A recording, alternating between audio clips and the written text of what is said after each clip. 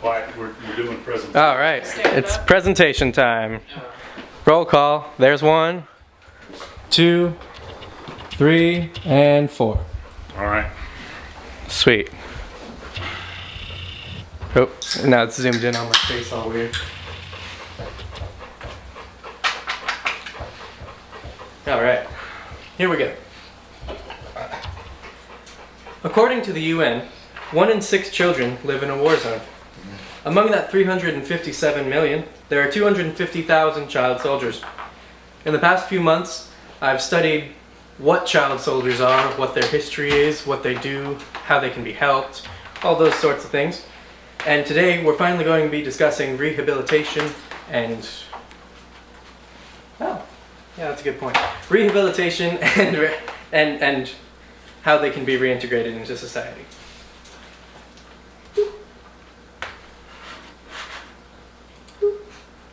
There we go. Wars come to an end, but soldiers have a hard time moving on. In the case of adults, you hear about things like PTSD and other trauma-related psychological issues. But this is exacerbated... Ooh, I gotta get somewhere so I'm in the camera, so I'll be over here. This is exacerbated amongst children. When you grow up in a military unit, in an armed force, you're not exactly in a place that nurtures you. You know, a lot of the psychological development that a child needs is not going to be met by their superior officers or their militant friends or whatever the word might be. In a paper from the European Journal of Psychotraumatology, a group of researchers pointed out that compared with a group of adult former combatants, former child soldiers present a much higher severity of trauma-related symptoms. These include, of course, the previously mentioned PTSD, but also some kind of stranger ones. They have an aversion to normal, peaceful society. They'll find, even in some cases, an attraction to violence, almost to a sexual degree.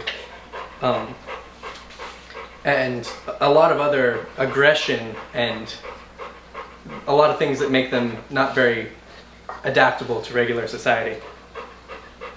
The easiest way to get them back into... No, don't worry. I was going to click it next. The easiest way to get them back into society is to try to reintegrate them with their former communities. In a paper, once again, a paper from Insight on Africa by author Jamal Musa, he wrote, traditional techniques were proving to be far more effective, and this is talking about sub-Saharan African communities and how they were dealing with the influx of former child soldiers. Traditional techniques were proven to be more effective. Thereafter, their policy changed to unite children with their families as quickly as possible. In families, they also imply communities, neighbors, villages, this sort of thing. Because even if they're late on into their teen years and even into their early 20s, if they can get some kind of nurturing, some kind of care in a supportive and constructive way, then they have a chance of reintegrating back into society.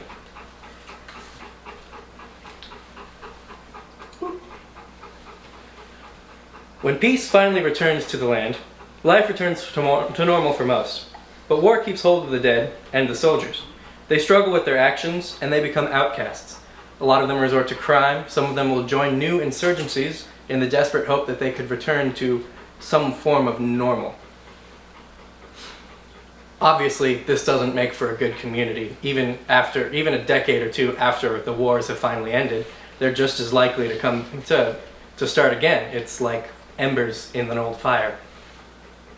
By stomping out these embers, metaphorically, not like getting rid of them, but by stomping out these embers, we're preventing the fire from letting back up again. We're creating a more stable, not permanent, of course, because that's a tough promise to make, but we're creating a more stable peace in all these third world communities.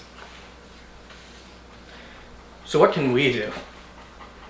Not really much, actually. I'm not a psychologist. You're not a psychologist. I don't think any of you guys are psychologists. And we're not integrated into these communities where we can help bring people back together. We're not those people. But those people do exist. Organizations like UNICEF, who, according to their website, supports the release of thousands of child soldiers who exit armed forces every year, or more specialized companies such as, or NGOs, such as Child Soldiers International. They're in the communities, they have the money, they have psychologists, they have the experts, they have the ability to actually help people. So as regular average Joes, the best we can do to help with this problem is to offer assistance in whether it's donating to them or just giving them support for political or whatever might come up, offering support to these organizations.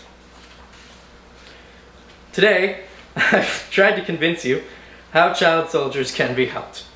I mean, it's a simple question, but it's not a simple question. We've talked about their issues, how they can be helped, and how the world might change by helping them. Hopefully, working together with these organizations, we can help make the world a better place for every child that lives in it. Thank you very much. All right, I got to do another little roll call for everybody. But hey, that did not take nearly as long as last time, did it? No. It'll be really